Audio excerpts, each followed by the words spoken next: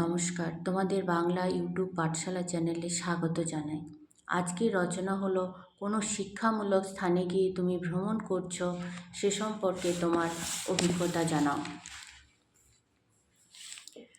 কর্মব্যস্ত মানুষের জীবনে প্রত্যহিক রুটিন মাফিক মাপা জীবনে একখণ্ড অবসরের সুযোগ করে দেয় ভ্রমণ। ভ্রমণ আমাদের ব্যস্ত জীবনের একঘেয়েমি থেকে কিছুদিনের জন্য মুক্তি দেয়।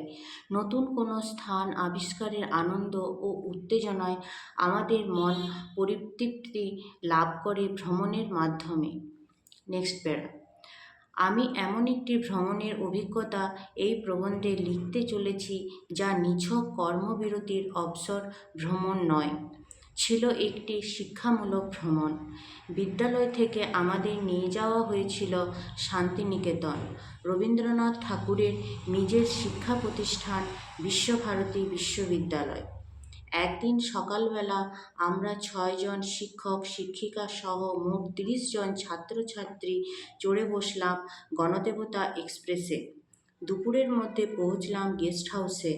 আমাদের শিক্ষিকারা আমাদের জন্য একটি ঘর নির্দিষ্ট করে দিলেন। আমরা জিনিসপত্র রেখে দুপুরের খাবার খেয়ে গেলাম খোয়াইয়ের হাটে। প্রান্তর বিস্তৃত লাল মাটির উপর রং বেরঙের পসরা সাজিয়ে বসেছেন আদিবাসী মানুষজন। দলে দলে মানুষ সেগুলি কিনতে ভিড় জমিয়েছেন। কি নেই সেই পসরায়? শাড়ি, জামাকাপড়, গয়না, হাতের কাজ, কুটির শিল্পজাত নানা ঘর সাজানোর জিনিস।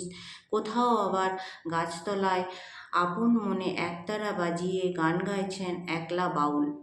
এইভাবেই কেটে যায় প্রথম দিন। নেক্সট প্যারা। পরের দিন আমাদের নিয়ে যাওয়া হলো বিশ্বভারতী বিশ্ববিদ্যালয়। এক শান্তির অনুভূতি বিরাজ করছে সর্বত্র। বড় বড় গাছের ছাওয়ায় বিশাল ক্যাম্পাস। একে একে দেখলাম ব্রাহ্মমতে উপাসনার জন্য নির্মিত সুদৃশ্য রঙিন উপাসনাগৃহ, চিত্র প্রদর্শন নীলাশালা। সেখানে বহু প্রখ্যাত চিত্রশিল্পীর ছবি সযত্নে সংগৃহীত রয়েছে। ছাতিমতলা, সেখানে রবি ঠাকুর শিক্ষাকে চার দেওয়ালের বদ্ধতা থেকে মুক্তি দিয়েছিলেন প্রকৃতির মাঝে প্রকৃতির কোলে। এখনও ছাতিমতলায় বসে শিক্ষকগণ শিক্ষা দেন। তারপর দেখলাম মিউজিয়াম, রবীন্দ্রনাথ ঠাকুরের ব্যবহৃত জিনিসগুলির সংগ্রহশালা।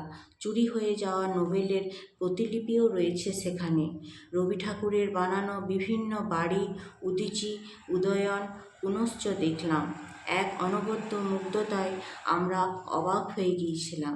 পরদিন ভোরবেলায় ট্রেনে চড়ে আমরা দুপুরের মধ্যে পৌঁছে গেলাম শিয়ালদহ স্টেশনে। আমি অনেক জায়গা ঘুরতে যাই, ভবিষ্যতেও যাব, কিন্তু বন্ধুদের সাথে এমন একটি ভ্রমণের অভিজ্ঞতা আমার কাছে অন্যতম সেরা সম্পদ হয়ে থাকবে আজীবন।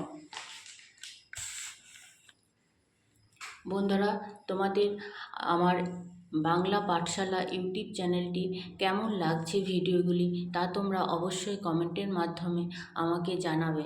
এবং আমার কাছ থেকে আরও তোমরা বাংলা সম্বন্ধে কী কী নতুন জিনিস জানতে চাইছো এবং তোমাদের যদি কোনো কোশ্চেন অ্যান্সার থাকে তাহলে নিশ্চয়ই আমাকে কমেন্টের মাধ্যমে জানাবে। নমস্কার।